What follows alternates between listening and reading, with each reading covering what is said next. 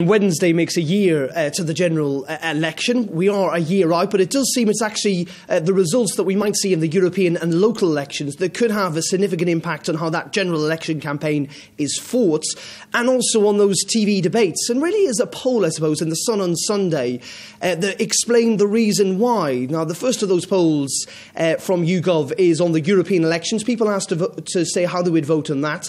And we see that Nigel Farage is in the lead there on 29%, ahead of Labour on 26%, way ahead of the Conservatives on 23%, and the Liberal Democrats on 10%. Now, when asked how they would vote in the 2015 general election, we can see that Labour has a 3-point lead on 36%, over the Conservatives on 33%. UKIP lose about half their votes on 15%, but still significantly ahead of the Liberal Democrats on 10%.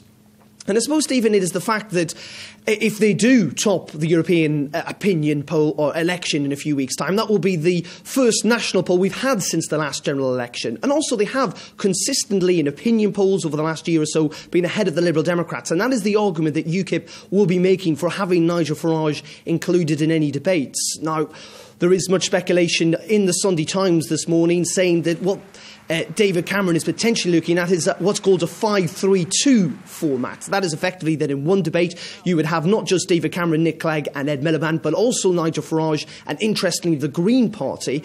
The second debate will be much like the one that we're seeing right now with, the one that we saw at the last election involving David Cameron, Nick Clegg and Ed Miliband, and that the last debate that David Cameron, I'm sure, would like to see during the general election campaign itself would involve just the two party leaders, that of David Cameron and Ed Miliband, the two people who could become Prime Minister. Now, Downing Street is saying this morning that this is simply speculation, that the Prime Minister has made clear in the past he wants the TV debates to happen, but he doesn't want negotiations to begin until after the party conferences seasons in the autumn.